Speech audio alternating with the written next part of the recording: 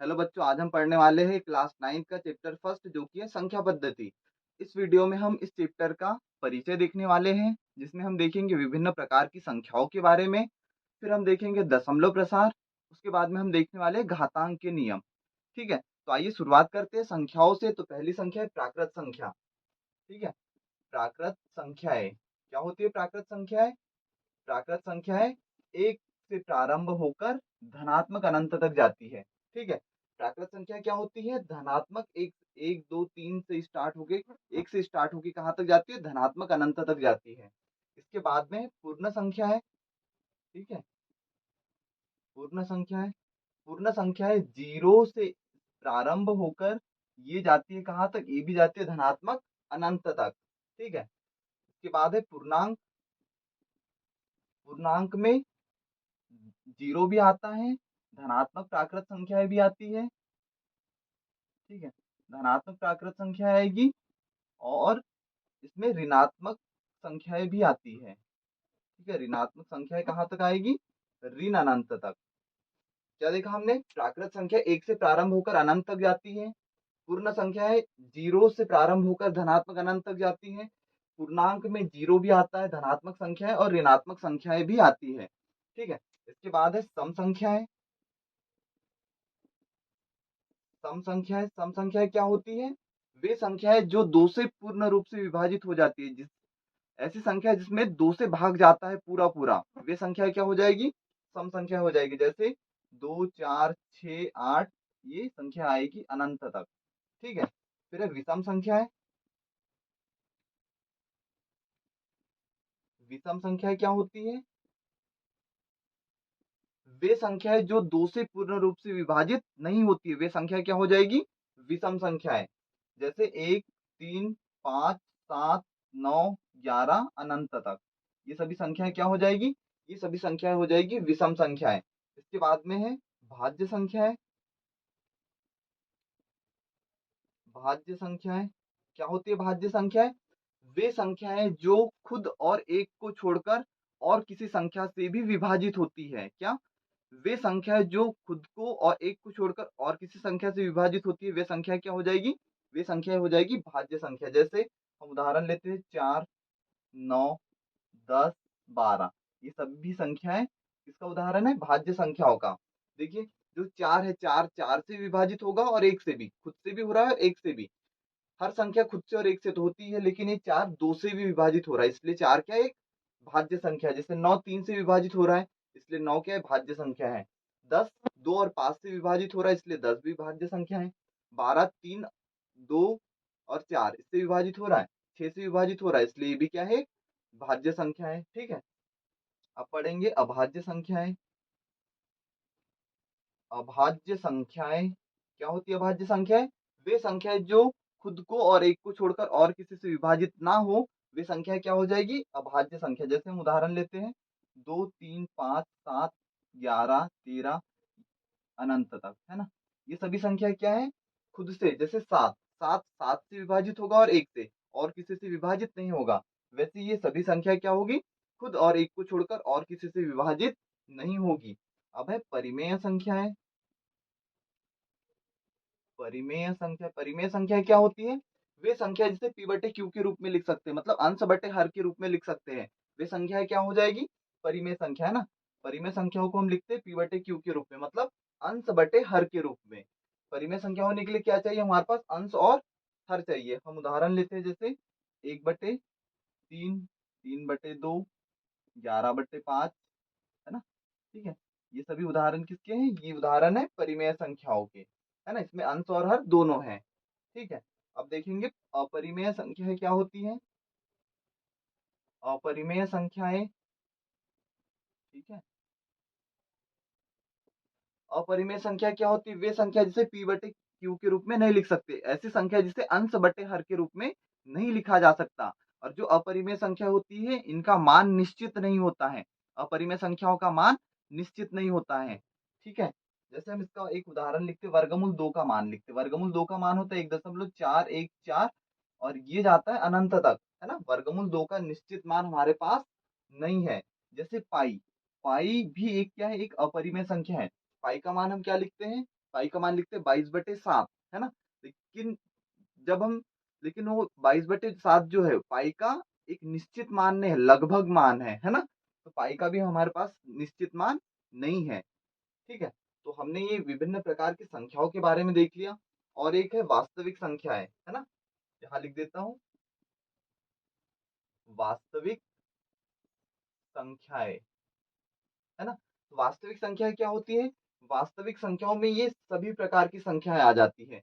वास्तविक संख्याओं में प्राकृत संख्याएं भी आती है, पूर्ण संख्याएं भी, पूर्णांक, सम, विषम, भाज्य, अभाज्य, परिमेय, अपरिमेय, ये सभी प्रकार की संख्या किसमें आ जाती है?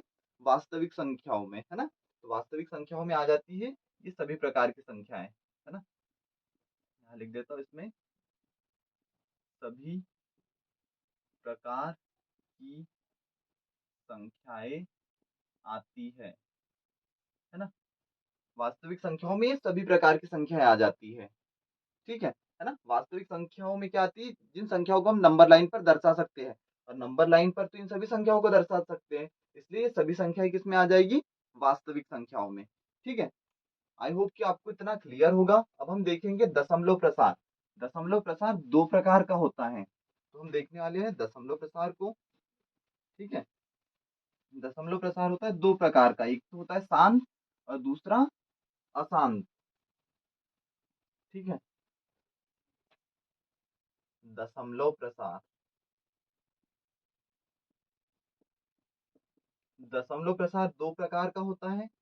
एक होता है शांत दशमलव प्रसार और दूसरा होता है अशांत दशमलव प्रसार, है ना। और अशांत दशमलव प्रसार भी दो प्रकार का होता है। इन सबको हम उदाहरण के साथ में देखेंगे, हर एक प्रकार को एक उदाहरण के साथ देखेंगे, है ना। अशांत दशमलव प्रसार भी दो प्रकार का होता है, अशांत दशमलव प्रसार भी दो प्रकार का होता है ना। अशांत आवर्ती दशमलव प्रसार, अशांत आवर्ती मतलब इसमें संख्या रिपीट होगी, और अशांत अनावर्ती, इसमें संख्या रिपीट नहीं होगी। देखिए, दशमलव प्रसार सबसे पहले दो प्रकार का होता है। जो शांत दशमलव प्रसार है, इसमें जो शेषफल है, शांत दशमलव प्रसार में शेषफल बनेगा 0। शांत दशमलव प्रसार में शेषफल बन जाएगा 0, है ना। शेषफल 0 बन जाएगा, इसका मतलब दशमलव प्रसार क्या है? शांत है। और अशांत दशमलव प्रसार में, अशांत दशमलव प्रसार में जो शेषफल है, शेषफल कभी भी 0 के बराबर नहीं बनेगा। अशांत दशमलव प्रसार में शेषफल कभी भी 0 नहीं आएगा। ठीक है, और फिर अशांत दशमलव प्रसार दो प्रकार का होता है। अशांत दशमलव प्रसार दो प्रकार का होता है ना। अशांत आवर्ती और अशांत अनावर्ती। अब हर एक प्रकार को हम उदाहरण के साथ समझते हैं। जैसे जैसे शांत दशमलव प्रसार के लिए एक उदाहरण लेते हैं, 20/4। 4 का भाग देना है हमें 20 में, हम 4 का भाग दे रहे हैं 20 में, 4 पंच 20। तो यहाँ पर शेषफल क्या बन गया? शेषफल 0 बन गया। इसका मतलब क्या है? 20/4 का दशमलव प्रसार क्या है? शांत है। जब भी भाग देने पर शेषफल 0 बन जाए, है ना, जब भी भाग देने पर शेषफल 0 बन जाए तो दशमलव प्रसार क्या होगा? शांत होगा। ठीक है, अब देखते हैं अशांत आवर्ती। अशांत दशमलव प्रसार में शेषफल 0 नहीं बनेगा, है ना। अब पहला प्रकार देखते हैं अशांत दशमलव प्रसार का, अशांत आवर्ती। इसमें एक उदाहरण लेते हैं, 1/3। अशांत आवर्ती में क्या होगा? संख्या रिपीट होगी, संख्या बार बार रिपीट होगी। ठीक है, तो अब 3 का भाग देते हैं हम किसमें? 3 का भाग दे रहे 1 में, तो 3 का भाग 1 में तो जाता नहीं, तो यहाँ 10 0 दशमलव लगाकर यहाँ एक 0 लेंगे। 3 का भाग देंगे 3 तिया 9, शेषफल 1। फिर एक 0 लिया, 3 तिया 9, शेषफल 1। सवाल में क्या था? हमारे पास एक था, वापस से एक शेषफल में एक एक एक एक आते जा रहा है, और भागफल में एक संख्या रिपीट हो रही है 3। ठीक है, तो यहाँ पर दशमलव प्रसार, यहाँ पर भाग देने पर शेषफल 0 नहीं बन रहा है, इसका मतलब 1/3 का दशमलव प्रसार क्या है? अशांत है। साथ में भागफल में एक संख्या रिपीट हो रही है 3, इसका मतलब क्या है? अशांत के साथ में दशमलव प्रसार क्या है? आवर्ती है, मतलब संख्या रिपीट हो रही है। तो 1/3 का दशमलव प्रसार हो जाएगा अशांत। अब देखते हैं अशांत क्या होगा? 1/3 का दशमलव प्रसार अशांत आवर्ती। अब है अशांत अनावर्ती। इसमें क्या होगा? शेषफल 0 नहीं बनेगा, पूरा पूरा भाग नहीं जाएगा कभी भी, और साथ में कोई संख्या भी रिपीट नहीं होगी। जैसे हम एक उदाहरण लेते हैं, वर्गमूल 2। वर्गमूल 2 का मान होता है 1.1 1.414, और ये अनंत तक जाता है। वर्गमूल 2 का हमारे पास कोई निश्चित मान नहीं है, इसलिए वर्गमूल 2 का दशमलव प्रसार क्या होगा? वर्गमूल 2 का दशमलव प्रसार होगा अशांत अनावर्ती, क्योंकि इसमें कोई संख्या रिपीट नहीं हो रही है ना, निश्चित निश्चित नहीं है दशमलव प्रसार, और साथ में कोई संख्या रिपीट भी नहीं हो रही है ना? ठीक है। जैसे इसका एक और उदाहरण ले सकते हैं हम, पाई। पाई का मान होता है 22/7। ठीक है, पाई का मान क्या होता है? 22/7। तो 7 का भाग हम 22 में जब देते हैं तो ये आता है 3.143, और ये जाता है अनंत तक। और कभी इसमें 7 का भाग 22 में देने पर शेषफल 0 भी नहीं बनता है, और कोई संख्या भागफल में रिपीट भी नहीं होती है। इसलिए जो पाई है, पाई भी क्या है? पाई का भी दशमलव प्रसार क्या है? अशांत अनावर्ती। ठीक है। अब हम देखेंगे क्या इसको, और मैं एक बार बता देता हूँ। जैसे शांत दशमलव प्रसार में शेषफल 0 बनेगा, अशांत में 0 नहीं बनेगा। अशांत में पहला प्रकार, अशांत आवर्ती में शेषफल तो 0 नहीं बनेगा, साथ में कोई संख्या रिपीट होगी। और अशांत अनावर्ती में शेषफल 0 नहीं बनेगा, साथ में कोई संख्या भी रिपीट नहीं होगी। ठीक है। अब हम देखते हैं घातांक के नियम। घातांक के नियम हमें पढ़ने हैं। इसमें 4 नियम पढ़ने हैं घातांक के। ठीक है।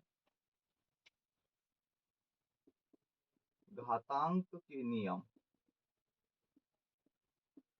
पहला नियम है ए की घात m गुणित ए की घात n। ठीक है। मतलब गुणा में आधार समान होने पर घातें क्या हो जाती है? जुड़ जाती है। ए की घात m प्लस n।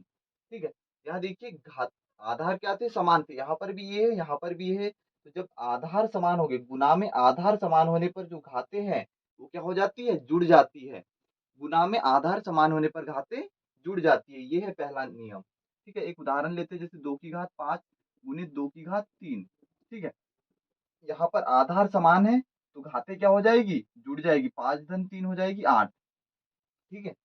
गुणा में क्या करते हैं? आधार समान होने पर घातें जुड़ जाती है। आधार समान था, आधार को एक बार लिखेंगे और घातें जुड़ जाएगी। दूसरा नियम है इसमें, ए की घात m बटे ए की घात n। ये है भाग में। भाग में आधार समान होने पर जो घाते हैं, घाते क्या हो जाती है? घाते घट जाती है। यहाँ आधार समान था और भाग में थी संख्या है, तो जो घाते थी m और n, तो घाते क्या हो जाएगी? घट जाएगी। जैसे एक उदाहरण लेते हैं, यहाँ पर 2 की घात 5 बटे 2 की घात 3। आधार समान है और भाग में है संख्या है, तो आधार एक बार लिखेंगे और घाते जो है 5 और 3, तो 5 में से 3 घट जाएगा, तो यहाँ आ जाएगा 2। ठीक है। क्या हो रहा है यहाँ? भाग में घात आधार समान होने पर घाते क्या हो जा रही है? घट जा रही है। ठीक है। अब तीसरा नियम है A to the power m whole power n, है ना? जब किसी संख्या की घात हो और उस पूरे की भी घात हो, तभी घातों का क्या हो जाता है? गुना हो जाता है। तो जैसे यहाँ हो जाएगा गुना m इंटू n। ठीक है। जैसे एक उदाहरण लेते हैं हम, 3 की घात 5 और पूरे की घात 7। तो इसमें क्या होगा? 3 तो सेम रहेगा, लेकिन ये जो घाते हैं 5 और 7, तो इनका हो जाएगा गुना। 5 7 35। ठीक है। जब घात की भी घात लगी हो, किसी संख्या की घात और फिर उसकी होल घात हो, तो इन घातों का क्या हो जाता है? इन घातों का हो जाता है गुना। ठीक है। चौथा नियम है इसमें, ए की घात m गुणित बी की घात m equals to A B whole घात m, है ना? इसमें क्या हो रहा है? आधार अलग अलग है और घाते सेम है, तो जब आधार अलग अलग हो और घाते सेम, उस कंडीशन में क्या होगा? आधार का हो जाता है गुना और घात को लिख देते एक बार। ठीक है। जैसे हम एक उदाहरण लेते हैं, 7 की घात 5 गुणित 8 की घात 4, है ना? यहाँ पर सॉरी, यहाँ आएगा 5। यहाँ क्या हो रहा है? यहाँ आधार अलग अलग है और घात समान है, तो इसमें क्या होगा? जो आधार है, आधार का हो जाएगा गुना और घात को लिख देंगे हम एक बार। ठीक है। तो हमने क्या देखा? हमने विभिन्न प्रकार की संख्याएं देखी। ठीक है। फिर उसके बाद में हमने क्या देखा? दशमलव प्रसार देखा। फिर उसके बाद हमने घातांक के नियम देखे। आई होप कि आपको इतना क्लियर हो गया होगा। Okay, thank you.